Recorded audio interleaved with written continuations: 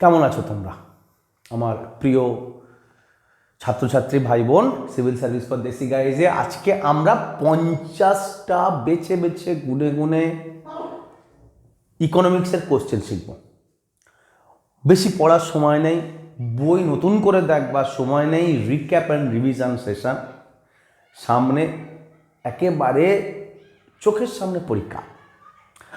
তো upcoming civil service প্রিলিমিনারিতে যদি ইকোনমিক্সের ক্ষেত্রে 15টা কোশ্চেন আসে বা 25টা কোশ্চেন আসে বা 35-50টা কোশ্চেন আসে, যে কটা কোশ্চেন আসবে এর ভেতর থেকে প্রশ্ন আসবে, আমি তোমাকে লিখে দিচ্ছি কোথাও, এর বাইরে তুমি ইকোনমিক্সের প্রশ্ন পাবে না। এইটা পড়ে যাও, ইকোনমিক্সের পার্টটা তোমার চোখ বন্ধ করে টিক করে আসবে, ঠিক করে আসবে। ওকে, চলো সময় নষ্ট না করে ক্লাস শুরু করি, কেননা ক্লাস বড় হতে পারে। 50টা কোশ্চেন পড়া বেশ ডিফিকাল্ট ব্যাপার। আর আমি কোথাও কোথাও এরকম করব যে পুরো এমসিকিউ এর সমস্ত অপশানগুলো দেবো না, তাতে ক্লাস বড় হয়ে যায়, সময় নষ্ট হয়ে যায়। কোনো স্পেশাল অনলাইনার আমি ডাইরেক্টলি বলে দেবো যে এটার উত্তর এটাই, এর জন্য আর অপশান তৈরি করে তোমাদের মাথায় কনফিউজ করে দেওয়ার দরকার নেই। বিশেষ করে ফিগারের ক্ষেত্রে সরাসরি সেটাই পড়ে নিও।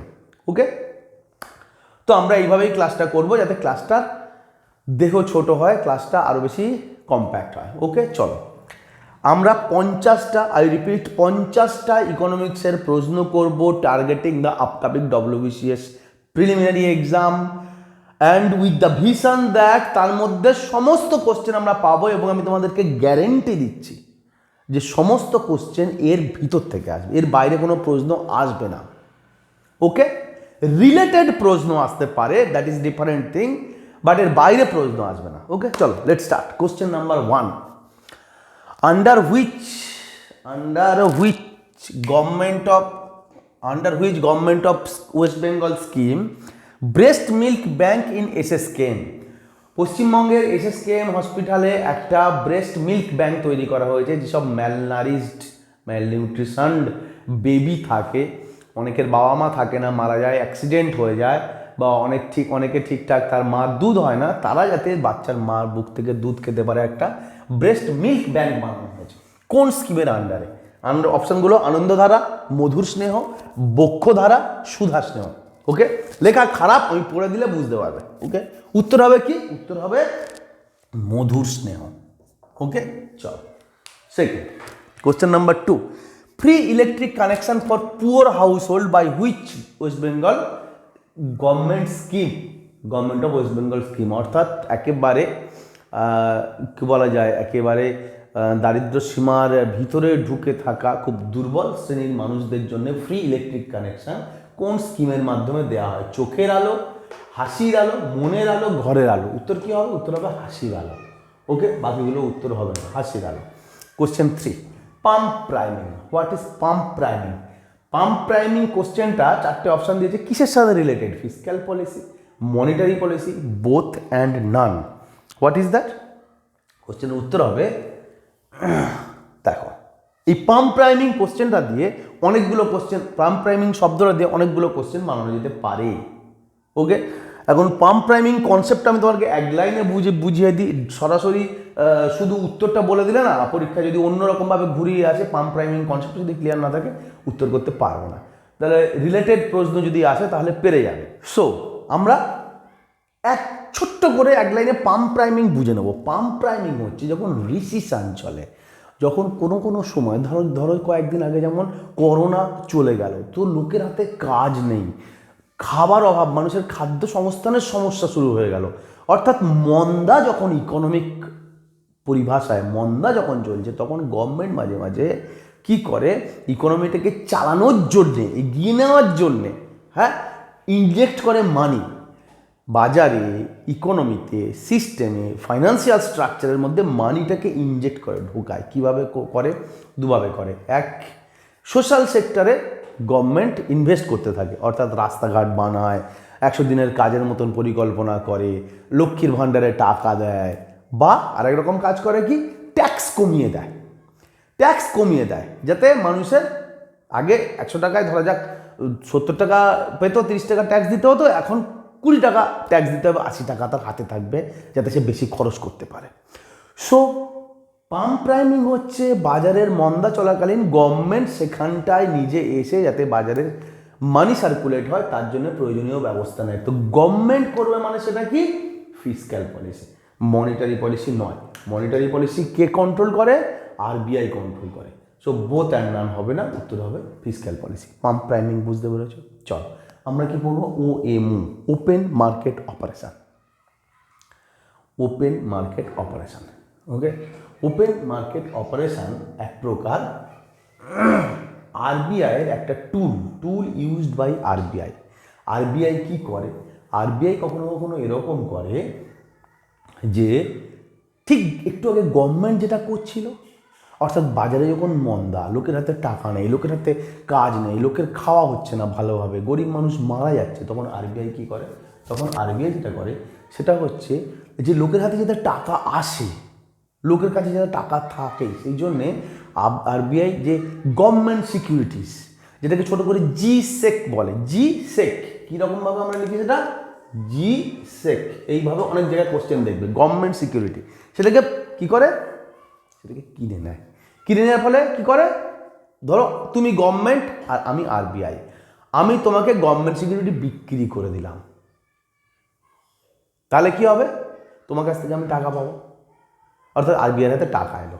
যদি উল্টোটা হয়, যে গভর্নমেন্ট সিকিউরিটি আমি কিনে নিলাম, অর্থাৎ আমি তোমাকে টাকা দিলাম, তো আরবিআই কি করে? যত গভর্নমেন্ট সিকিউরিটি আছে সেটা সে কিনে নিতে থাকে এবং কিনে নেয় টাকার বিনিময়ে। টাকা যার কাছ থেকে কেনে তাকে দেয়, অর্থাৎ কোনো bank, government itself, government, central government itself বা অন্য কেউ যে গভর্নমেন্ট সিকিউরিটি, আরবিআই তার কাছ থেকে যখন নিয়ে নেয় বা কিনে নেয় তাকে টাকা দেয়, অর্থাৎ তার হাতে টাকা চলে যায়। অর্থাৎ GSEC কেনার মাধ্যমে আরবিআই তার হাতে টাকা দিয়ে বাজারে টাকা ঢোকাতে চায়, ইকোনমিক ফাইন্যান্সিয়াল স্ট্রাকচারে বা সিস্টেমের মধ্যে টাকা ইনজেক্ট করতে চায়, যাতে মানুষের হাতে টাকা আসে, মানুষ কেনা বেচা করতে পারে, খাওয়া দাওয়া করতে পারে। সো ওপেন মার্কেট অপারেশন খুব ইম্পর্টেন্ট একটা কনসেপ্ট, পরীক্ষায় প্রচুর আসে, ঠিক আছে। সেটা বেসিক্যালি একটা টুল ইউজ বাই আরবিআই, ওকে।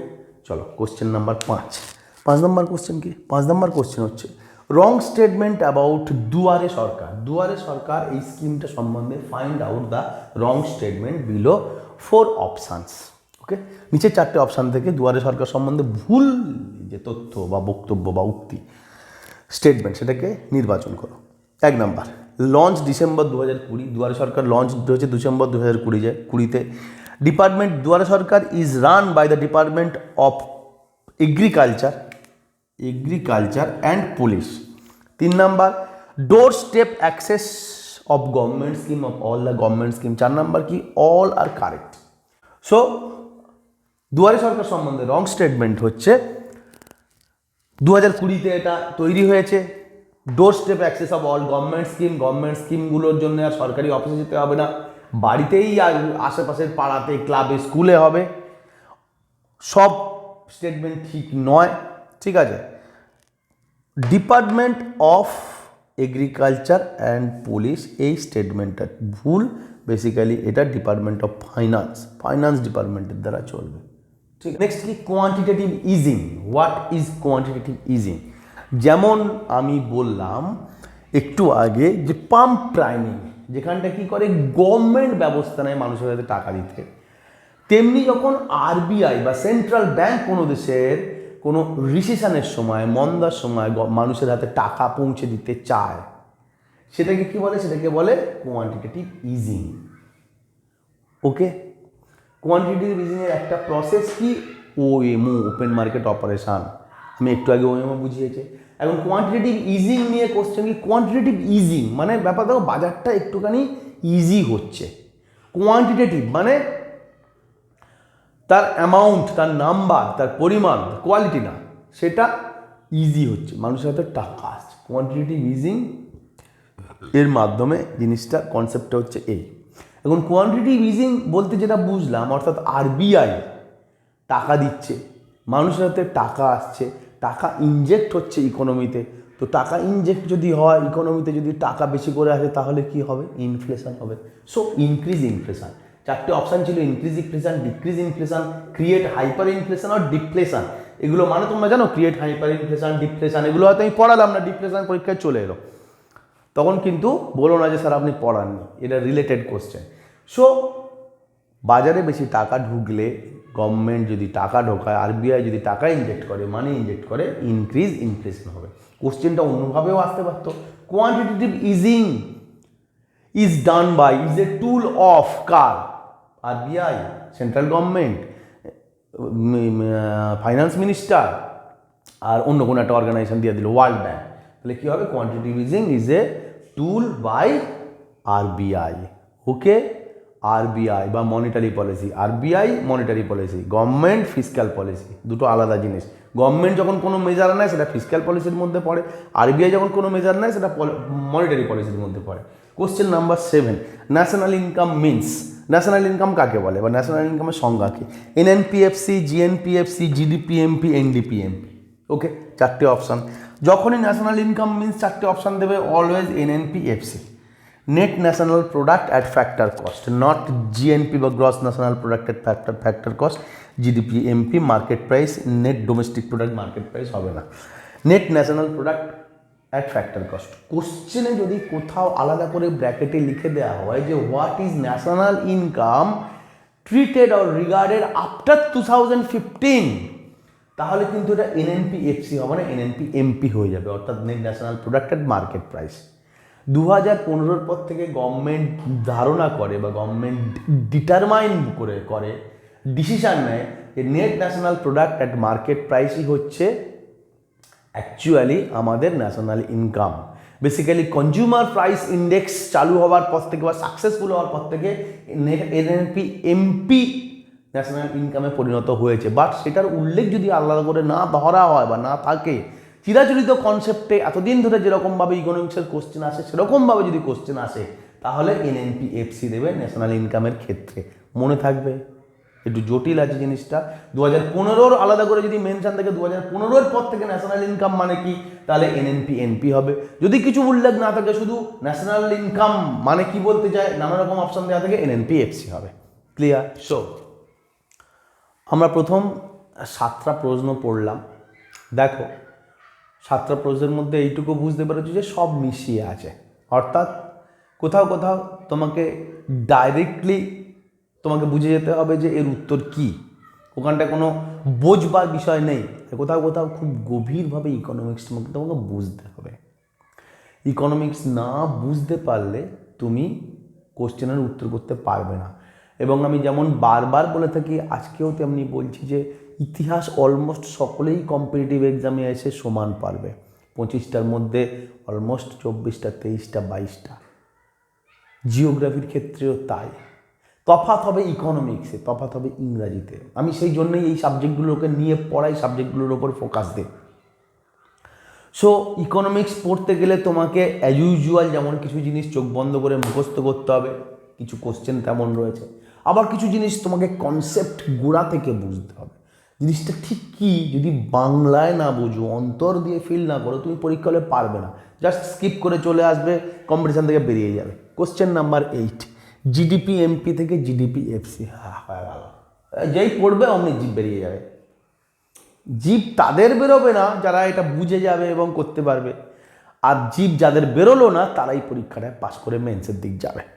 এখন হোয়াট ইজ জিডিপিএমপি, জিডিপিএফসি? তার আগে তোমাকে গ্রস ডোমেস্টিক প্রোডাক্ট ভালো করে পড়তে হবে, বুঝতে হবে, গ্রস ন্যাশনাল প্রোডাক্ট ভালো করে পড়তে হবে, বুঝতে হবে। আমি তোমাকে এমপি থেকে এফসি করার স্টাইলটা বুঝিয়ে দিচ্ছি। কিভাবে জিডিপিএমপি থেকে জিডিপিএফসি আসবো, কি যোগ করতে হবে, কি বিয়োগ করতে হবে। এখন কারখানায় কোনো জিনিস তৈরি হয়েছে, গভর্নমেন্ট অলরেডি সাবসিডি দিয়ে রেখেছিল। কারণ কারখানা থেকে যে জিনিসটা, কারখানায় মোবাইলটা, কারখানায় যেটা দাম থাকে, যেটা তৈরি হওয়ার সময় যা দাম থাকে, তুমি যখন বাজার থেকে কেনো, দোকান থেকে কেনো, তাই দাম থাকে, তার চেয়ে বেশি দাম থাকে। তার কারণ গভর্নমেন্ট তার মধ্যে ট্যাক্স বসিয়ে দিয়েছে, ইনডাইরেক্ট ট্যাক্স, জিএসটি। তাহলে যখনই মার্কেট প্রাইস থেকে ফ্যাক্টর কস্টে আমাকে যেতে হবে, তখন আমাকে কি করতে হবে, আমাকে, বা উল্টোটা বোঝায়, যখন ফ্যাক্টর কস্ট থেকে মার্কেট প্রাইসে যেতে হবে, ফ্যাক্টরিতে যে জিনিসটার দাম সেখান থেকে মার্কেটে যে জিনিসটার দাম সেখানে পৌঁছাতে গেলে আমাকে কী করতে হবে, এর সাথে, অর্থাৎ ফ্যাক্টরি কস্ট থেকে, ফ্যাক্টর কস্ট থেকে ফ্যাক্টর কস্টের সাথে ইনডাইরেক্ট ট্যাক্স যোগ করতে হবে, এবং তার থেকে সাবসিডি যেটা ঢুকে আছে অলরেডি, যদি জমিটা, ইলেকট্রিসিটির দাম হতো 50 টাকা, ইলেকট্রিসিটি গভর্নমেন্ট বলে যে 30 টাকা দিয়ে তুমি করে দাও, আমি তো 20 টাকা ছাড় দিয়ে দিলাম, তো সেই খরচটার হিসেব করতে হবে না তোমার, যখন জিনিসপত্রের তুমি অ্যাকচুয়াল দাম হিসেব করবে। সো জিডিপি এমপি থেকে জিডিপি এফসিতে আমাকে যেতে গেলে আমাকে প্রথমে যেটা করতে হবে সেটা হচ্ছে ইনডাইরেক্ট ট্যাক্সটাকে বাদ দিতে হবে এবং সাবসিডিটাকে ঢোকাতে হবে। ক্লিয়ার? বা উল্টোটা জিডিপি এফসি থেকে আমি যদি জিডিপি এমপিতে যাই, অর্থাৎ ফ্যাক্টর কস্ট থেকে যদি মার্কেট প্রাইসে যাই, আমাকে কী করতে হবে? আমাকে সাবসিডি ঢুকে রয়েছে বাদ দিতে হবে এবং ইনডাইরেক্ট ট্যাক্স ঢোকাতে হবে। ধরা যাক এই গ্রস থেকে নেটে যাব, জিডিপি থেকে এনডিপিতে যাব, এমপিএফসি তো আমি চেঞ্জ করে ফেললাম, জিডিপি থেকে এনডিপিতে যেতে গেলে অর্থাৎ গ্রস থেকে নেটে যেতে গেলে আমাকে ডেপ্রিসিয়েশনটা বাদ দিতে হবে, তখন ডেপ্রিসিয়েশন মাইনাস হয়ে যাবে। ধরা যাক আমি ডোমেস্টিক থেকে ন্যাশনালে যাব, তাহলে কি করতে হবে? ডোমেস্টিকের সাথে NFIA net factor income from abroad আমাকে যোগ করতে হবে। পরীক্ষায় পারবে? চলো, ভালো করে বুঝিয়ে দিয়েছি। বুঝতে না পারলে আমাকে কমেন্ট সেকশনে জানাবে, আমি আবার ইন্ডিভিজুয়ালি বোঝাবো। কিন্তু জিনিসটার কনসেপ্টটা খুব গোলানো, প্র্যাকটিস না করে গেলে হবে না। Next question number 9, price rise due to increase in crude oil. Crude oil crude পেট্রোলিয়ামের দাম বেড়ে যাওয়ার ফলে সব কিছু জিনিসের দাম বেড়ে গেছে। এটা কোন সেগমেন্টে আসবে, কোন ইনফ্লেশনের ভাগের মধ্যে আসবে? কস্ট পুশ, ডিম্যান্ড পুল, বোথ আর গ্রিডফ্লেশন, কার মধ্যে আসবে? দেখো, এক চান্সে আমি এটার উত্তর বলে দিতে পারি না। উত্তর বলে দিলে কি হবে না, উত্তরটাই বলা হবে, তুমি পরীক্ষা হলে গিয়ে আর এটা একটু অন্যভাবে ঘুরিয়ে করলেই পারবে না। আমি সেজন্য চাইছি না উত্তরটা শুধু জাস্ট টপকে যেতে। এর উত্তর হবে, দেখো, ক্রুড অয়েল প্রাইস বা পেট্রোলিয়ামের দাম বেড়ে গেলে সব কিছুর দাম বেড়ে যাচ্ছে, এটা হবে কস্ট পুশ ইনফ্লেশন, অর্থাৎ সাপ্লাই লাইনে দাম বেড়ে যাচ্ছে, জিনিসপত্রের র মেটেরিয়ালগুলো বা ক্যারিং কস্টের দাম বেড়ে যাচ্ছে, তাই এটা কস্ট পুশ ইনফ্লেশনের ভাগে পড়বে, ডিম্যান্ড পুল ইনফ্লেশন নয়। ওকে, ডিম্যান্ড পুল ইনফ্লেশন কি? অনেক বেশি ডিম্যান্ড আর সাপ্লাই কম, সেটা demand pool inflation. Question number 10, reflation occurs when economy in. Reflation কখন টেক প্লেস, ঘটে? কখন রিফ্লেশন ঘটানো হয় ইকোনমিতে? যখন ইকোনমি বুম অবস্থায় থাকে, স্ট্যাগন্যান্ট অবস্থায় থাকে, রিসেশন অবস্থায় থাকে, না ভাইব্রেন্ট অবস্থায় থাকে? তাহলে আমাদের জানতে হবে রিফ্লেশন কি। রিফ্লেশন হচ্ছে সেরকম একটা ইকোনমিক একটা বুস্ট আপ করা, গভর্নমেন্ট ইকোনমিটাকে এগিয়ে দিচ্ছে যাতে মানুষের হাতে টাকা থাকে। সেম জিনিস রিফ্লেশন, গভর্নমেন্ট কখনো ট্যাক্স কাটিং করছে, কখনো ইন্টারেস্ট রেট কাট হচ্ছে, ট্যাক্স নামিয়ে দেওয়া হচ্ছে মানে কমিয়ে দেওয়া হচ্ছে, কখনো সোশ্যাল সেক্টরে গভর্নমেন্ট ইনভেস্ট করছে, অর্থাৎ মানুষের হাতে যাতে টাকা আসে। কখন করে গভর্নমেন্ট এগুলো? কখন করে এগুলো সেন্ট্রাল ব্যাংক? যখন মন্দা চলে। মন্দা থেকে কান্ট্রিটাকে বার করে আনার জন্যেই দেশ, গভর্নমেন্ট, সেন্ট্রাল ব্যাংক এইগুলো করে থাকে। সো রিফ্লেশন হচ্ছে সেই রকম একটা মন্দা দশা থেকে ইকোনমিটাকে ঠেলে তোলার জন্যে এই যে ব্যবস্থাগুলো নেওয়া গভর্নমেন্টের তরফ থেকে, সেন্ট্রাল ব্যাংকের তরফ থেকে, সেটাকেই বলে রিফ্লেশন। সো রিফ্লেশন কখন ঘটে? রিসেশনের সময় ঘটে, মনে থাকবে। চলো, আমরা এই সুযোগে একটু অ্যাপ্রিসিয়েশন, ডেপ্রিসিয়েশন, রিভ্যালুয়েশন, ডিভ্যালুয়েশন বুঝে নেব। আমি বলবো না, তোমরা পড়ে আসবে। অ্যাপ্রিসিয়েশন আমি এক লাইনে বলে দিচ্ছি। অ্যাপ্রিসিয়েশন ডেপ্রিসিয়েশন মানে যখন আমার টাকা, কোনো দেশের টাকা বিদেশি কোনো টাকার তুলনায় মুখোমুখি সামনাসামনি দাঁড়াচ্ছে, তার টাকার তুলনায় আমার টাকার দাম কত, বেশি না কম? যখন আমার টাকার দাম অটোমেটিক্যালি আপনি বাজারের লোকের চাহিদার কারণে, বাজারের মানুষের মনে ভালো ইমপ্রেশনের কারণে আমার টাকার দাম সামনের দেশের কোনো টাকার তুলনায় অটোমেটিক্যালি বেড়ে যায়, সেটা অ্যাপ্রিসিয়েশন। যখন অটোমেটিক্যালি কমে যায় তখন ডেপ্রিসিয়েশন। যখন গভর্নমেন্ট জোর করে ধরে বাড়িয়ে দেয় তখন রিভ্যালুয়েশন। যখন গভর্নমেন্ট জোর করে ধরে টাকার দাম কমিয়ে দেয়, কখনো করতে হয় এক্সপোর্ট বুস্ট করার জন্য, সেটা ডিভ্যালুয়েশন। ক্লিয়ার? চল next, disinflation. Disinflation means, disinflation মানে কি?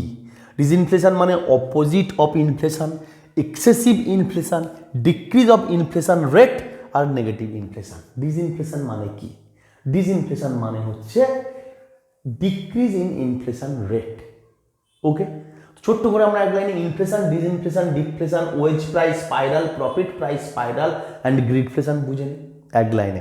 ইনফ্লেশন জিনিসপত্রের সার্বিক ক্রমান্বয়ে দাম বৃদ্ধিকে ইনফ্লেশন বলে, দাম বেড়ে যেতে থাকাটাকে ইনফ্লেশন বলে সমস্ত জিনিসপত্র। ডিসইনফ্লেশন কি? ডিসইনফ্লেশন হচ্ছে যখন এই ইনফ্লেশন রেট, যেটা যে হারে দাম বাড়ছে, সেই হারটা যদি খুব খুব লাফিয়ে লাফিয়ে চলে তাকে হাইপার ইনফ্লেশন বলে।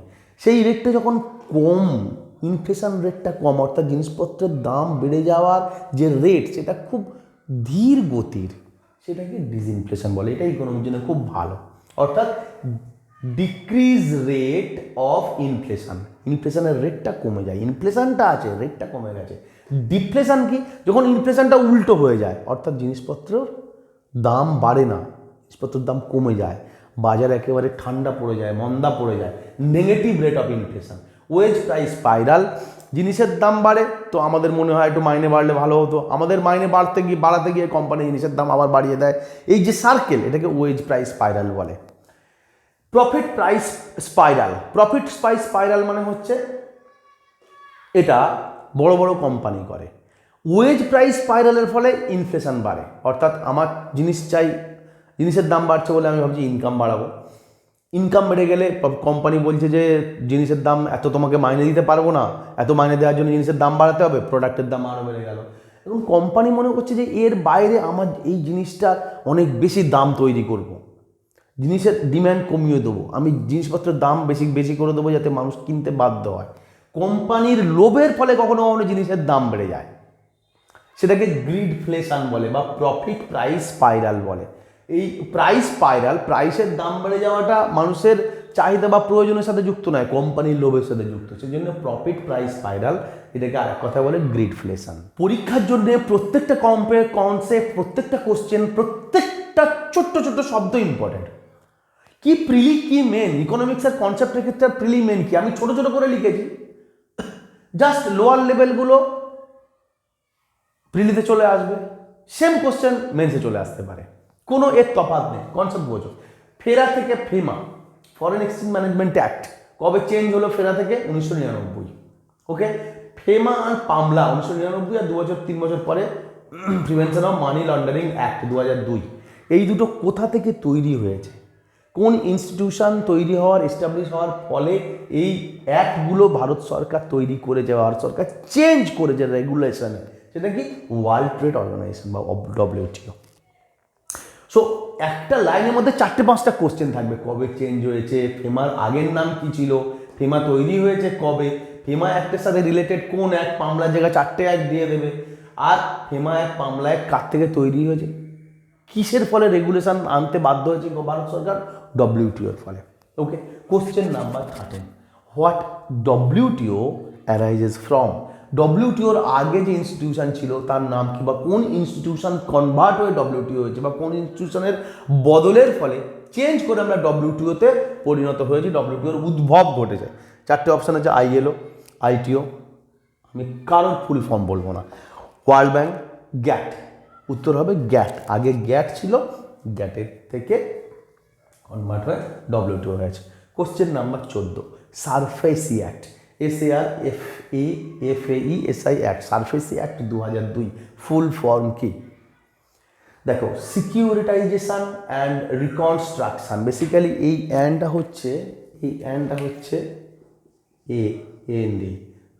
SAR, এই হচ্ছে SARFAESI, SAR, securitisation and reconstruction of financial asset and enforcement of security interest act 2002, SARFAESI act full form.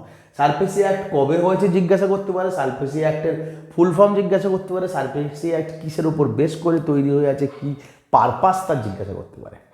চলো next question, 15 number, NITI Aayog. NITI Aayog, lots of question may be there from NITI Aayog. NITI আয়োগ কবে হয়েছে? 2015। চেয়ারম্যানকে prime minister, সিইওকে পরমেশ্বর Iyer, vice চেয়ারম্যানকে সুমন বেরি। আমি আর এগুলোর মধ্যে অপশানে যাচ্ছি না, বড় হয়ে যাবে ফালতু, এক চান্স এগুলো মুখস্থ করে ফেলো। 2015 হয়েছে, চেয়ারম্যান প্রাইম মিনিস্টার হয়ে থাকে, প্রাইম মিনিস্টার যেই হন না কেন সেই নীতি আয়োগের চেয়ারম্যান হবে, সিইও প্রেজেন্টলি পরমেশ্বর আইয়ার, ভাইস চেয়ারম্যান সুমন বেরি। 16 নম্বর কোশ্চেন পড়বে এবারে। ওকে, 16 নম্বর কোশ্চেন কি? Which one is not a quantitative measure of RBI's monetary policy? আমি একটু শর্ট করে লিখেছি, আমার বোর্ডে ধরাতে হবে বলে অনেকটা লেখা। ওকে, সো RBIয়ের মনিটারি পলিসির মধ্যে নিচে 4টে অপশান দেওয়া আছে, তার মধ্যে কোনটা কোয়ান্টিটেটিভ মেজার নয়, কোয়ান্টিটেটিভ মেজারের মধ্যে পড়ে না। SLR, CRR, LAF, FMR গেল, মাথা গেল গলিয়ে। এখন চারটের কোনোটার ফুল ফর্ম দেওয়া নেই। So first of all you have to know the full form, then the meaning, and then the concept, and then the difference. Statutory liquidity ratio, cash reserve ratio, liquidity adjustment facility, and FMR মানে হলো fixed marginal requirement. চারটের মধ্যে কোনটা quantitative measure নয়, fixed মার্জিনালটা নয়, এটা qualitative measurement. So you have to read আরবিআইয়ের quantitative measurement and qualitative measurement. পরীক্ষায় আলাদা করে আরবিআইয়ের রোল সিলেবাসে আছে। তো আরবিআই তোমাকে নিখুঁতভাবে তুখোড়ভাবে পড়তে হবে। ওকে, সো এগুলো সব আমি এগুলো সম্বন্ধে ডিসক্রিপশানে যাচ্ছি না, অনেক ক্লাস অলরেডি করে দিয়েছি এগুলোর ওপরে। এফএমআরটা কোয়ান্টিটেটিভ না কোয়ালিটেটিভ, অবশ্যই পড়ে নিও, পরীক্ষায় কিন্তু এখান থেকে অবশ্যই প্রশ্ন আসবে। ঠিক আছে, চলো। ডিউরিং করোনা হাই প্রাইস, ঠিক আছে, কোশ্চেন দেখো। During corona high price of mask experience due to করোনার সময় মাস্কের যে খুব দাম বেড়ে গেছিলো সেটা আমরা দেখেছিলাম, এক্সপেরিয়েন্স করেছিলাম। সেটা কারণ কি, সেটা কেন? Cost push inflation, demand pull inflation, greed inflation and wage price spiral. কারণটা হচ্ছে ডিমান্ড পুল ইনফ্লেশন। তার কারণ সকলেই মাস্ক চাইছিল, সকলের কাছে মাস্কের প্রয়োজনীয়তা ছিল, লোকে মাস্ক স্টোর করে রাখতে চাইছিল ব্যবহারের বাইরে, কিন্তু অত পরিমাণ মাস্ক বাজারে তৈরি হচ্ছিল না, সাপ্লাই কম ছিল, প্রত্যেকে ডিমান্ড করছিল। ঠিক আছে, too many persons demanding chasing too few goods, প্রচুর লোক অল্প কিছু জিনিস ডিমান্ড করছে, জিনিসটার দাম বেড়ে যাচ্ছে, সেই জন্যে মাস্কের অত দাম হয়ে গেছিলো। এটা কোথা থেকে আসবে? ডিমান্ড পুল। ডিমান্ড জিনিসটাকে দামটাকে খিঁচছে, টানছে, বাড়াচ্ছে, তুলে দিচ্ছে। ঠিক আছে, প্রচুর ডিমান্ড, অথচ মালটা নেই, ডিমান্ড পুল ইনফ্লেশন। চলো নেক্সট, ঝটপট ওয়ান লাইনার দেখো। সেবি এপ্রিল 1992 তৈরি হয়েছে। চারটে অপশান দিয়ে দেবে তোমাকে, 85, 92, 98 আর 2000, মনে থাকবে। এসবিআই ন্যাশনালাইজ হয়েছে 1955-তে। 1955 এসবিআই ন্যাশনালাইজ হচ্ছে। প্রেজেন্টলি এর সাথে রিলেটেড একটা কোশ্চেন, প্রেজেন্টলি 2023-এ কতগুলো ন্যাশনালাইজড ব্যাঙ্ক আছে? আমাদের 12টা ন্যাশনালাইজড ব্যাঙ্ক আছে। ওকে, কারণ অনেকগুলো ব্যাঙ্ক মাঝখানে মার্জ টার্জ হয়ে গেছে সেন্ট্রাল গভর্নমেন্টের দ্বারা, মনে থাকবে যে কতগুলো হয়েছে? 12টা ন্যাশনালাইজড ব্যাঙ্ক আছে। নেক্সট কি? নেক্সট হচ্ছে নোটবন্দি। নোটবন্দি কবে হয়েছে? 2016-র 8 নভেম্বর। নোটবন্দি হলো কবে? 2016-র 8 নভেম্বর। কোশ্চেন নাম্বার 21, পরপর 3টে কোশ্চেন পড়লাম। কোশ্চেন নাম্বার 21, গরিবি হটাও। গরিবি হটাও কোন 5 ইয়ার প্ল্যানের মধ্যে পড়ে? 5th 5 ইয়ার প্ল্যানিং। ইন্দিরা গান্ধীর একটা চেষ্টা বা স্কিম ছিল গরিবি হটাও, 5th 5 ইয়ার প্ল্যানিংয়ের মধ্যে পড়ে। চলো 22 নম্বর কোশ্চেন কি? দুর্গাপুর স্টিল প্ল্যান্ট কোন 5 ইয়ার প্ল্যানিংয়ে তৈরি হয়েছে? 2nd 5 ইয়ার প্ল্যানিং। দেখো এইটা না, এটা মানে 50টা কোশ্চেন আছে বা 20টা কোশ্চেন আছে। দুর্গাপুর স্টিল প্ল্যান্ট কোথা থেকে জল নেয়? ভিলাই স্টিল প্ল্যান্ট কোন প্ল্যান্টে কোন সময় তৈরি হয়েছে? ভিলাই স্টিল প্ল্যান্ট কোথা থেকে জল নেয়? রাউরকেল্লা কোথা থেকে জল নেয়? কে এগুলো করতে মদত করেছে? 4টে অপশান দিল, ইউএসএসআর, ইউকে, ঠিক আছে, জার্মানি, ইউএসএ। তো রিলেটেড কোশ্চেনগুলো কিন্তু পড়ে নেবে। ফাদার অফ ইন্ডিয়ান প্ল্যানিংকে এম বিশ্বেশ্বরাইয়া। সকলেই আমরা জানি, পরীক্ষায় যেন গুলিয়ে না যায় কোশ্চেন। সমস্যাটা হচ্ছে যে জানা জিনিস ভুল হয়ে যায়। কঠিন জিনিস, আমি বারবার বলি, কঠিন জিনিসের পেছনে অকারণে সোনার হরিণের মতন দৌড়িও না। জানা জিনিস যেন ভুল না হয়, জানা জিনিস যেন ভুল না হয়। 24 নম্বর কোশ্চেন, নীতি আয়োগের ফুল ফর্ম। আমি বলবো না এটা। নীতি আয়োগের ফুল ফর্ম তুমি জেনে পরীক্ষা হলে গিয়ে লিখে আসবে। আমি নীতি আয়োগের ফুল ফর্ম কেন বলবো তোমাকে? 25 নম্বর, ফরেন এক্সচেঞ্জ রিজার্ভ কে সামলায় আমাদের দেশের? Who deals foreign exchange reserve বা ফরেন এক্সচেঞ্জ বা foreign exchange reserve is maintained and regulated by hmm? RBI, SEBI, finance ministry, CAG. উত্তর কী হবে? আরবিআই। মনে থাকবে, সেবি ভুল করে হচ্ছে না, প্রচুর ছেলে ভুল করে সেবি করতে গিয়ে। আর আইএমএফে যে এক্সডিআর বা এসডিআরের একটা বাস্কেট আছে, অর্থাৎ বিভিন্ন দেশের যে বড় বড় পাওয়ারফুল যে currency basket, as per currency সেখানে থাকে না, বাট কারেন্সির মতন কিছু স্লিপ বা টোকেন, বা কারেন্সির ইকুয়াল পাওয়ারফুল সেখানটায় বলতে পারো তুমি কোটা থাকে বা রসিদ থাকে। সেই এক্সডিআর বা এসডিআর যে ইন্টারন্যাশনাল মনিটারি ফান্ডের যে থাকে, যার ফলে সে সেখান থেকে কোনো সরকারকে কোনো দেশকে লোন দেয়, হ্যাঁ, অর্থনৈতিকভাবে সাহায্য করে টাকা দিয়ে। তো তার সেখানটায় কোন কোন দেশের টাকা থাকে বা কোন কোন কারেন্সি আছে? কোশ্চেনটা হচ্ছে কোন চারটে অপশনের মধ্যে কোন দেশের কারেন্সি নেই। ইউএসডি অর্থাৎ ইউনাইটেড স্টেটস ডলার, ঠিক আছে, euro, the euro, Russian rouble, Japanese yen. এর মধ্যে কে নেই? রাশিয়ান রুবল নেই। ওকে, বাকি তিনটে আছে। বেসিক্যালি 5টা কারেন্সি বা 5 রকমের কারেন্সি সেখানে আছে। এই তিনটে যেটা বললাম, এর সাথে চাইনিজ রেমনিবাই বা চাইনিজদের যে টাকা তার নাম রেমনিবাই, আর ব্রিটিশ পাউন্ড, মোট 5 ধরনের কারেন্সি নিয়ে আইএমএফ এক্সডিআরটা তৈরি হয়। ক্লিয়ার? চলো 27 number question. First humanoid AI robot. Humanoid AI, প্রথম মানুষের মতন এআই দ্বারা তৈরি বা পরিচালিত রোবটের নাম কি? লারা, রিতা, সোফিয়া, হাইড্রা। উত্তর হবে কি? সোফিয়া। ভুল করে অন্য কিছু লিখে আসবে না, মনে রাখবে। Next question, question number 28। Blockchain technology is involved in. Blockchain technology কার মধ্যে ইনভলভ আছে? ChatGPT, digital literacy, cryptocurrency, হ্যাঁ, চন্দ্রযান 3। উত্তর হবে কি? ক্রিপ্টোকারেন্সি। ক্রিপ্টোকারেন্সির মধ্যে ব্লকচেন টেকনোলজির কাজ আছে বা কাজ হয়। নাবার্ড কবে তৈরি হয়েছে? 1982 সালে। ওয়ান লাইনার কোশ্চেন, আমি এর অপশান দিচ্ছি না তোমাদের কাছে। 1982 সালে তৈরি হয়েছে। কার রেকমেন্ডেশন? বি শিবরামন কমিটি বা বি শিবরামন কমিটি। ওকে, নাবার্ডের ওপরে কোশ্চেন বারবার পরীক্ষায় আসে, বহু বছর ধরে কোশ্চেনে আসে। 30 number question, which money market instrument is in shortest nature. যতগুলো চারটেখানি মানি মার্কেট ইনস্ট্রুমেন্ট দেওয়া হয়েছে, মানি মার্কেট ইনস্ট্রুমেন্টগুলোর মধ্যে যত ইনস্ট্রুমেন্ট আছে তার মধ্যে সবচেয়ে শর্টেস্ট নেচারের ইনস্ট্রুমেন্ট কোনটা? চারটে অপশান আছে। Notice money, near money, immediate money, call money. উত্তর কী হবে? Call money. খুব ইম্পর্টেন্ট, প্রচুর পরীক্ষা আছে। Call money shortest nature in tenure, shortest tenure in nature money মার্কেটের একটা ইনস্ট্রুমেন্ট। 31 নেক্সট কোশ্চেন কি? During job change the unemployment is.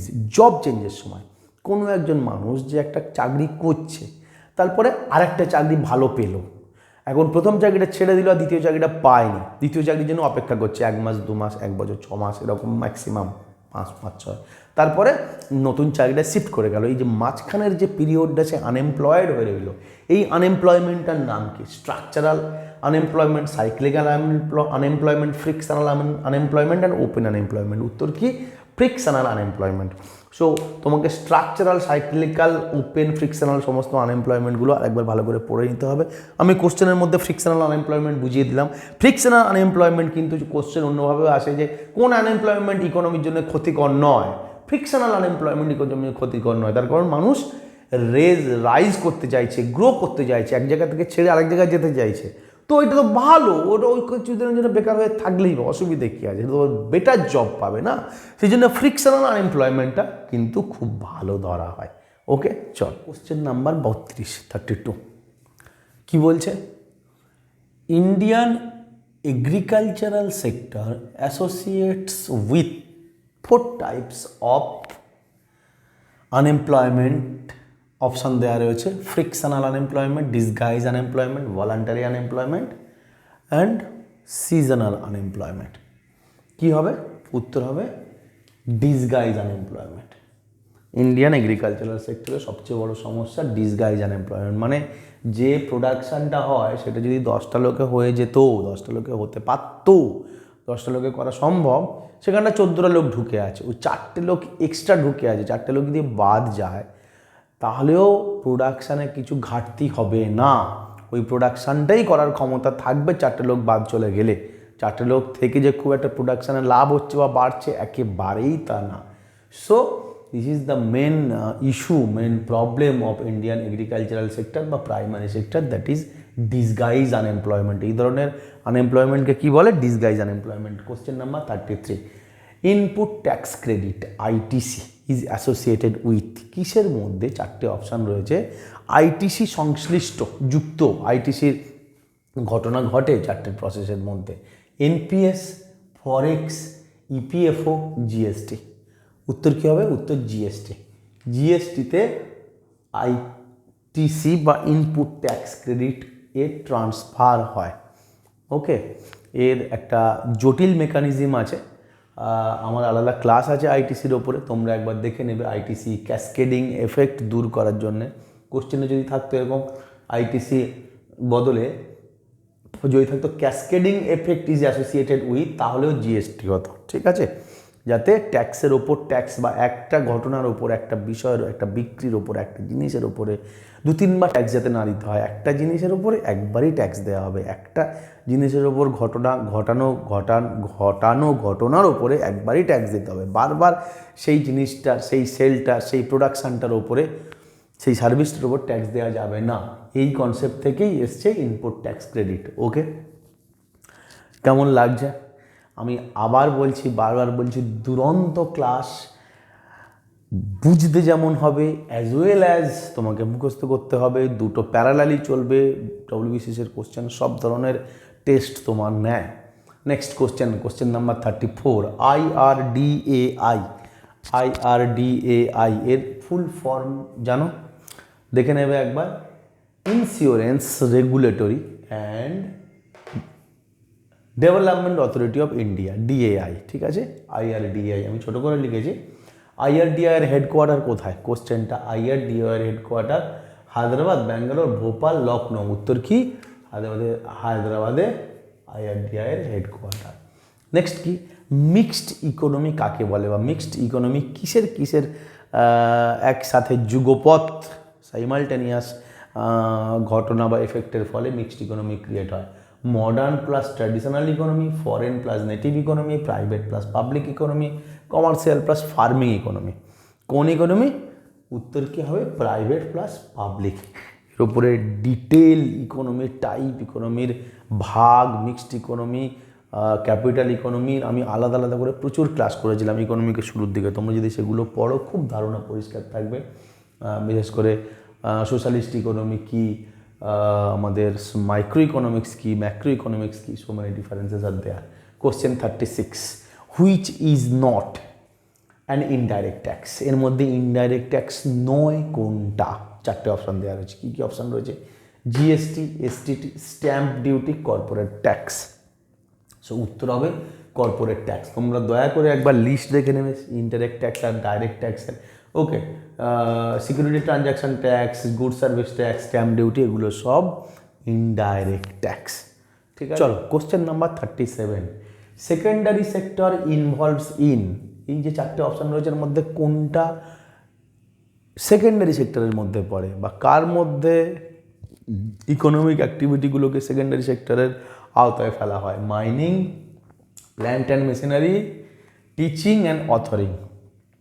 অর্থাৎ খোঁড়াখুঁড়ির কাজ, ওই যে মাইন করা, নিচ থেকে ভূগর্ভের থেকে, পাতাল থেকে কয়লা তোলা, সোনা তোলা। ওকে, মাইনিং, প্ল্যান্ট অ্যান্ড মেশিনারি, কলকারখানা, টিচিং পড়ানো, এবং অথরিং লেখা, কোনো কিছু নতুন কাব্য লেখা, সাহিত্য তৈরি করা, উপন্যাস রচনা করা। ওকে, তার মধ্যে কি উত্তর হবে? Secondary sector, plant and machinery.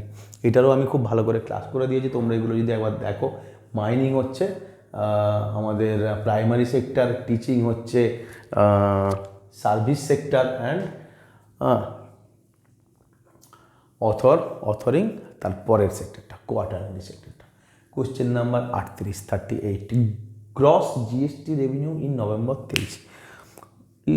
WBCS আমি জানি না কেন এরকম করে, ডাইরেক্ট এরকম রেভিনিউ অগুমেন্টেশনে বা রেভিনিউ আর্নিংয়ের কোশ্চেন তুলে দেয়। যদিও আমি খুব সাপোর্ট করি না এরকমভাবে একটা সরাসরি একটা সংখ্যাকে জিজ্ঞাসা করা, এটা একটা সিভিল সার্ভিসের কোশ্চেন হওয়া আমার মতে উচিত নয়। তার অনেক বেশি অ্যানালাইটিক্যাল টেস্ট করার দরকার। এর মধ্যে কোনো অ্যানালাইটিক্যাল টেস্ট নেই, জাস্ট তুমি পড়েছো দেখে এসছো কি না, তুক্কা মারতে হবে। অধিকাংশ ক্ষেত্রে ছেলেরা ভুল করবে এরকম ধরনের কোশ্চেন। এরকম ধরনের কোশ্চেন না পারলে, না জানলে ছেড়ে দেবে, আন্দাজে মারতে যাবে না। আমি আবার বলছি, আন্দাজে এইরকম ধরনের প্রশ্ন অ্যাটেন্ড করা খুব বিপদ হবে। দেখো, সেই জন্য আমি দেখিয়ে দিচ্ছি তোমাদেরকে। নভেম্বর 2023-এ জিএসটি আর্ন হয়েছে 1,67,929 কোটি, অর্থাৎ সংক্ষেপে 1.68 লাখ কোটি। ওকে, ইম্পর্টেন্ট, মনে রাখবে। হ্যাঁ, নভেম্বরে এই অ্যামাউন্টটা বা এই অ্যামাউন্টটা জিএসটি গেন হয়েছে, আর্ন হয়েছে, রেভিনিউ কালেকশন হয়েছে। আর যদি ফার্স্ট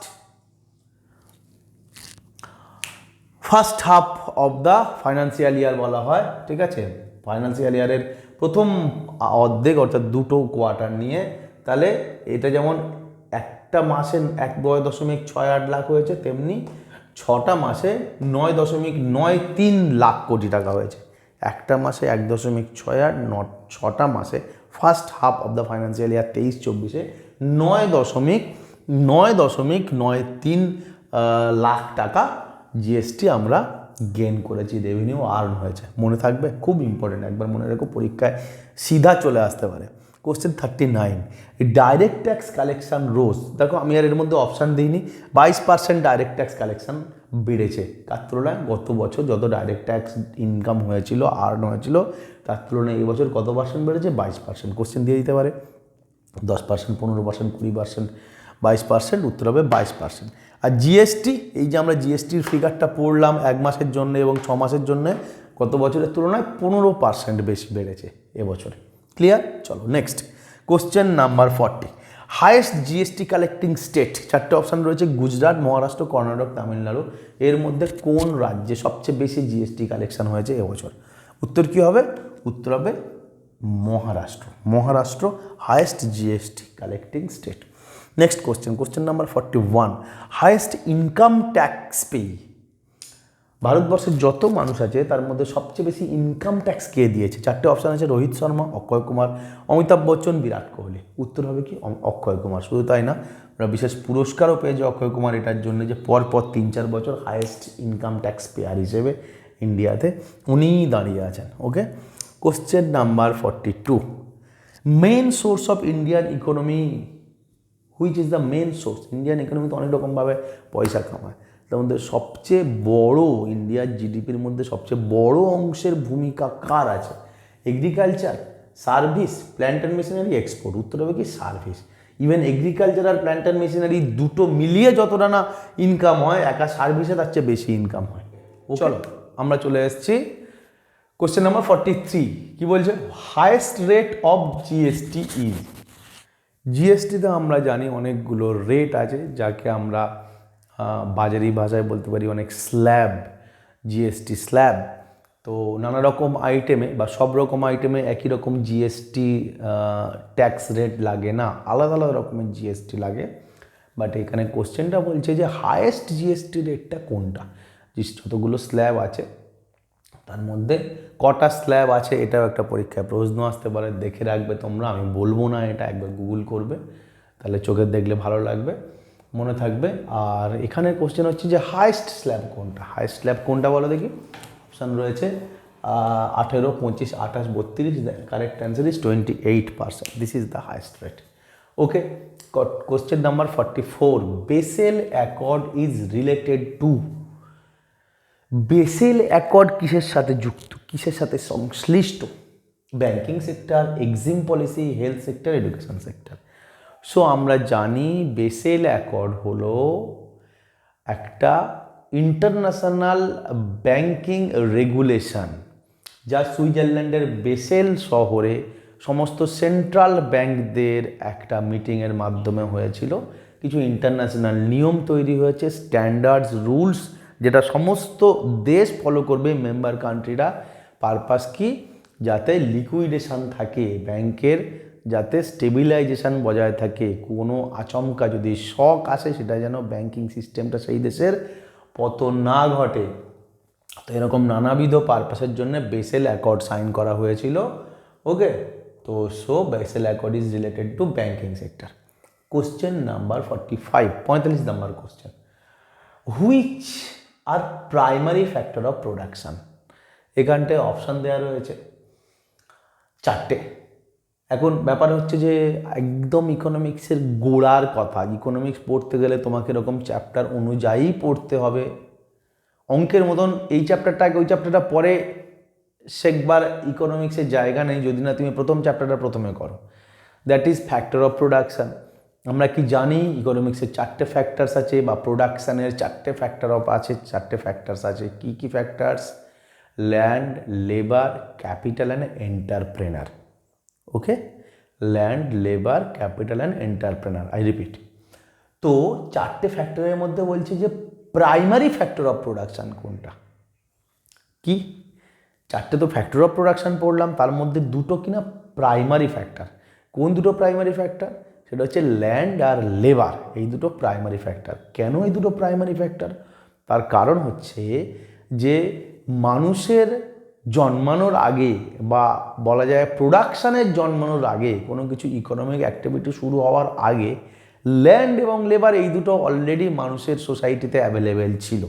অর্থাৎ কিছু প্রডিউস হোক, লাইক এই চেয়ারটা, এই পেনটা, এই গেঞ্জিটা, এই মোবাইলটা, ফ্যানটা, এগুলো প্রোডাকশান হোক চাই বা না, ল্যান্ড পৃথিবীতে বরাবর ছিল এবং লেবার মানুষ জন্মানোর পর থেকেই লেবার মানুষের সাথে সাথে রয়েছে। অর্থাৎ এগুলো আগে থেকেই ছিল প্রোডাকশানের। ক্যাপিটাল এবং এন্টারপ্রেনারশিপ এগুলো পরবর্তীকালে তৈরি হয়েছে বা পরবর্তীকালে এগুলো সৃষ্টি করা হয়েছে প্রোডাকশানের জন্য অ্যাজ এ ফ্যাক্টর। সেই জন্যেই এই দুটোকে বলা হয় primary factor of production. So উত্তর হবে ল্যান্ড প্লাস লেবার, বাকিগুলো হবে না। ওকে, চলো নেক্সট কোশ্চেন কি? নেক্সট কোশ্চেন হচ্ছে reverse repo rate is the rate at which, reverse repo rate, আমি তোমাদেরকে বারবার বলছি আরবিআই বা রাদার বলা যায় ফিসকাল পলিসি, মনিটারি পলিসি, হ্যাঁ, অর্থাৎ ট্যাক্স, এইসব ব্যাঙ্কিং রেটস, এইটা না ইকোনমিক্সের 80% কোশ্চেন কভার করে। এই দু তিনটে মেন চ্যাপ্টার, জিডিপি, জিএনপি অর্থাৎ গ্রোথ অ্যান্ড ডেভেলপমেন্ট, এই বেসিক 5-7টা চ্যাপ্টার তুমি পড়লে ইকোনমিক্সের 90% কভার হয়ে যাবে। এখানে কি বলছে? রিভার্স রেপো রেট কোন রেট বলা হয়? চারটে option: RBI lends money from commercial bank for long term, RBI lends money from commercial bank for short term, bank rate can not lend below this rate, অর্থাৎ RRP কি এরকম যে এমন একটা রেট যার নিচে আর ব্যাঙ্ক লোন দিতে পারে না, যার নিচে আর ব্যাঙ্ক লোন দেওয়ার জন্য রেট কমাতে পারে না? না, RBI borrows money from commercial bank. উত্তর কী হবে? RBI borrows money from commercial bank, অর্থাৎ আরবিআই কখনো কমার্শিয়াল ব্যাঙ্কের থেকে টাকা ধার নেয়। ওকে, সেইটাকে যে রেটে আরবিআই কমার্শিয়াল ব্যাঙ্ক থেকে টাকা ধার নেয় সেইটাকে বলা হয় রিভার্স রেপো রেট। আরবিআই যখন ব্যাংকের থেকে ব্যাংকে ধার দেয়, লেন্ড মানি ওকে টু ব্যাঙ্কস, তখন বড় লং টার্মকে বলা হয় ব্যাঙ্ক রেট, শর্ট টার্মকে বলা হয় repo rate.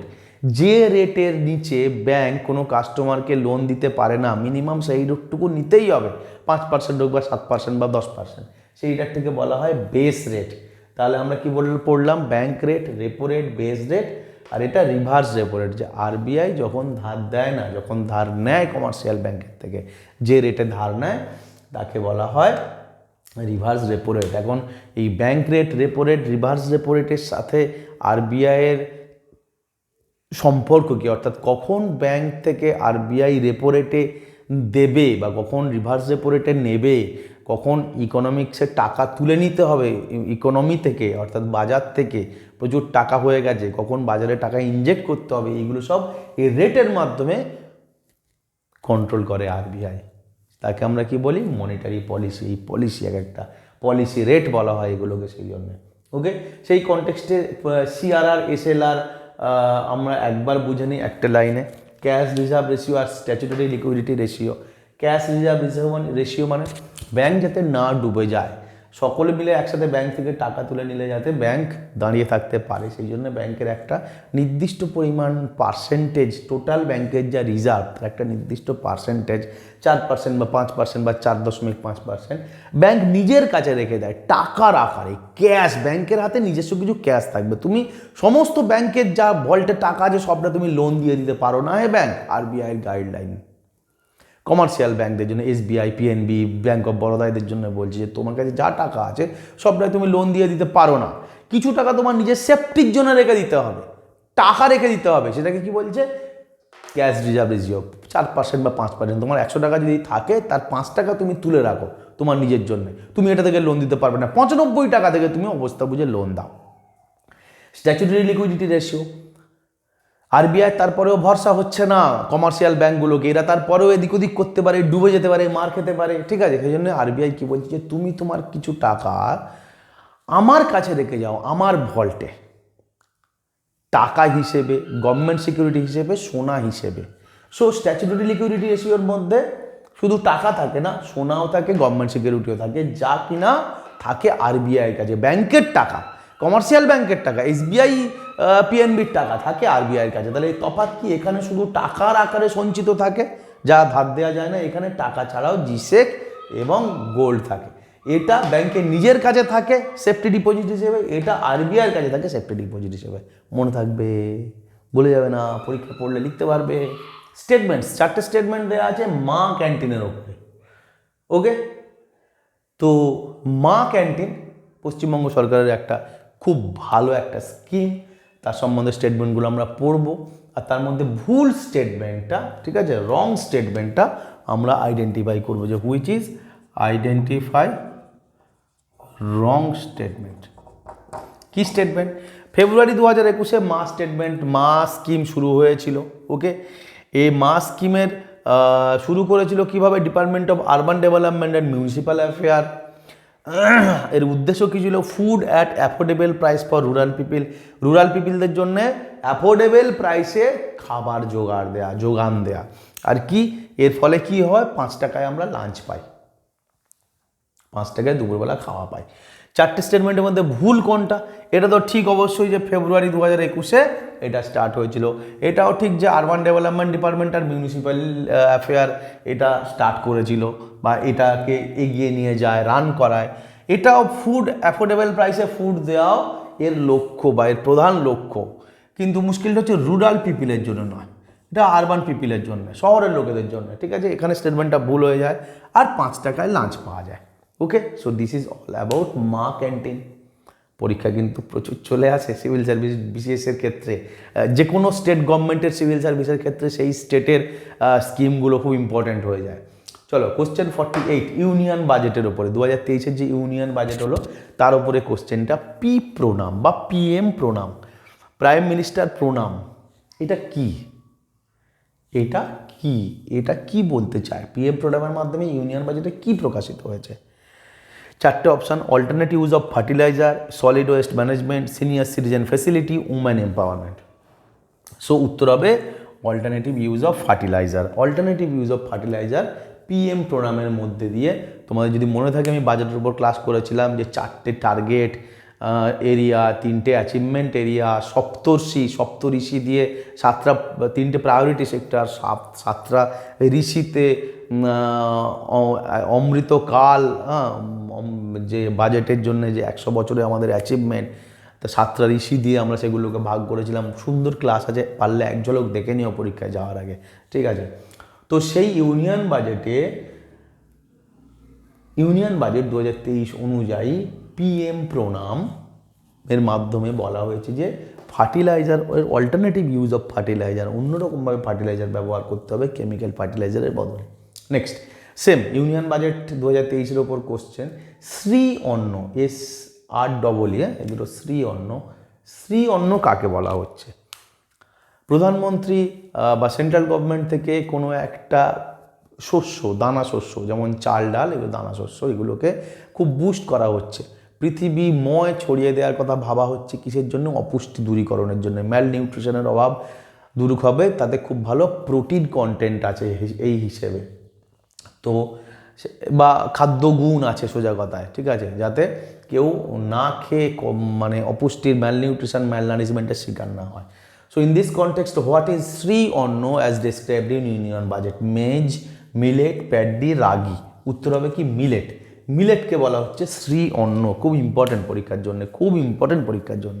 I repeat, I say again, খুব ইম্পর্টেন্ট পরীক্ষার জন্য শ্রী অন্ন, মিলেটকে বলা হচ্ছে। Question number 50, last question for this class.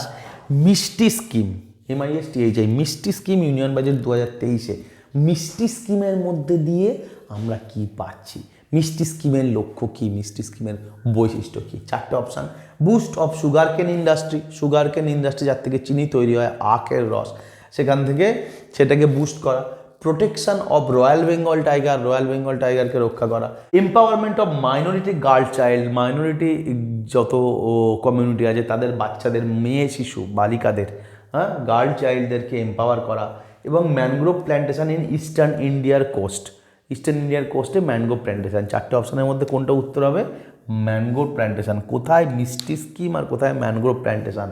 But this is the real truth that Misty scheme involves the mangrove plantation in the eastern India coastal area from Assam to West Bengal and Odisha, Tamil Nadu, Andhra Pradesh. So, right? আমরা 50টা question পড়লাম। কি লক্ষ্য করে? আসন্ন civil service পরীক্ষা লক্ষ্য করে। কোশ্চেনগুলো এতটাই হাই ভ্যালুড, এতটাই বারবার পরীক্ষা এসছে, প্রিলি কি মেন্স কি সমস্ত ক্ষেত্রেই অত্যন্ত গুরুত্বপূর্ণ। কারেন্ট অ্যাফেয়ার্স সম্বলিত কোশ্চেনগুলো তোমরা যদি সিরিয়াসলি বলছো মুখস্থ করে যাও, এর বাইরে তুমি ইকোনমিক্স রিলেটেড কোশ্চেন এবং ইকোনমিক্স রিলেটেড কারেন্ট অ্যাফেয়ার্স এর বাইরে তুমি পাবে না। আমি তোমাদেরকে লিখে দিচ্ছি, আর যত সাবজেক্ট আমি পড়াই, যত সাবজেক্ট যদি কোথাও কেউ পড়িয়ে থাকে তোমাদেরকে এত ডিপ ডেসক্রিপটিভ এবং সাজেস্টিভ রিডিং তুমি কোথাও পাবে না। সো আমি শেয়ার করব, আমি তোমাদের অনুরোধ করবো এটাকে শেয়ার করো, বেশি করে ভালো করে পড়ে যাও। এইটা পরীক্ষার আগে বই বন্ধ করে এই ক্লাসটাকে করে যাও, তুমি দেখো কি মিরাকেলটা ঘটে। ইন কেস অফ ইকোনমিক্স তুমি চোখ বন্ধ করে প্রত্যেকটা কোশ্চেন এখান থেকে কমন পাবে। ওকে, এখন আমরা ক্লাসটা শেষ করব, বাট শেষ করার আগে ছোট্ট করে একটু গভর্নমেন্ট অফ ওয়েস্ট বেঙ্গলের স্কিম গোটাগত দেখে নিই। যদিও আমরা কিছু স্কিম নিয়ে ডিসকাস করেছি, তাও সব স্কিমগুলো আলোচনা করা সম্ভব নয় কোশ্চেন আকারের মাধ্যমে, আর সবগুলো ওরকমভাবে পরীক্ষাতে ওরকমভাবে অন্যরকমভাবেও একটু পড়তে হবে, ওরকমভাবে তোমার পড়ার দরকারও নেই। দেখো, স্কিম নেম, ইয়ার আর পারপাস, শুধু এইটুকু এক ঝলক দেখে যাও। স্কিম নেম: কন্যাশ্রী, নির্মল বাংলা, গতিধারা, সবুজ সাথী, লক্ষ্মীর ভাণ্ডার। কবে হয়েছে দেখো, কন্যাশ্রী হচ্ছে 2013 মার্চে, নির্মল বাংলা হচ্ছে নভেম্বর 13-তে, 2013 নভেম্বরে, গতিধারা 2014 আগস্টে, সবুজ সাথী 2015 সেপ্টেম্বরে, লক্ষ্মীর ভাণ্ডার 2021-এ। কি এদের লক্ষ্য, purpose? Kanyashree women empowerment, Nirmal Bangla open defecation, গতিধারা সেলফ এমপ্লয়মেন্ট জেনারেশন, ওকে, সবুজ সাথী স্কুল স্টুডেন্টদেরকে বাইসাইকেল দেয়া, এবং লক্ষ্মীর ভাণ্ডার SC/ST ওমেনদেরকে 25 থেকে 60 বছর বয়স হলে 1000 টাকা পার মান্থ দেয়া। Okay, so this is all about our class. আমার খুব ওয়েল উইশেস তোমাদের সাথে রয়েছে। আমি একটা কথা বারবার বলবো যে দেখো, যে 19 পায় এবং 20 পায় তাদের মধ্যে নলেজের তফাৎ নেই, তাদের মধ্যে ডাটার তফাৎ নেই, ইনফরমেশানের তফাৎ নেই, তফাৎ ফিনিশিংয়ের, তফাৎ পেশেন্সের। এবং এই ফিনিশিং আর পেশেন্স মিলিয়ে তৈরি করে লাক। সোজা কথায় সাধারণভাবে আমরা বলি লাকের তফাৎ, বা লাক জিনিসটা এমনি এমনি হয় না। লাক জিনিসটা আসে এক্সপেরিয়েন্স থেকে। এক্সপেরিয়েন্স এমনি এমনি হয় না, এক্সপেরিয়েন্সটা প্র্যাকটিসের মধ্যে দিয়ে হয়, এবং প্র্যাকটিসের মধ্যে দিয়েই প্রচুর প্র্যাকটিস করলেই তারপর তোমার কি আসে, ফিনিশিং আসে। ওকে, তো তোমাদেরকে বারবার বলবো যে আর নতুন কিছু রিডিং নিও না, নতুন টেক্সট পড়ো না, যেগুলো পড়েছো সেগুলোকে ভালো করে রিভিশন দাও, ভিডিওটা দেখো এবং নিজেকে শান্ত করো, নিজেকে ঠান্ডা করে বলতে থাকো যে আমার দিয়ে হবে, আমি পারবো না তো কে পারবে, আমার যদি হবে না তো আর কারোর হবে না, যদি কারোর একজনের হয় তো সেটা আমি। চোখ বন্ধ করে হাতের মুঠি দৃঢ় করে আকাশের দিক তাকিয়ে একা একা কথা বলো নিজের সাথে যে আমাকে পারতেই হবে, এমন কিচ্ছু নেই যা আমাকে পারা থেকে আটকাতে পারে। ওকে, আমি তোমাদের সাথে আছি, CSDG তোমাদের সাথে আছে, আমরা তোমাদের সাথে আছি। প্রসূন স্যার এক্সেলেন্ট ক্লাস বানাবে কারেন্ট অ্যাফেয়ার্সের ওপরে, সেগুলো পড়ে যাও, দেখো কি চমৎকারটা হয় পরীক্ষা হলে। ওকে, চলো টাটা, বেস্ট অফ লাক।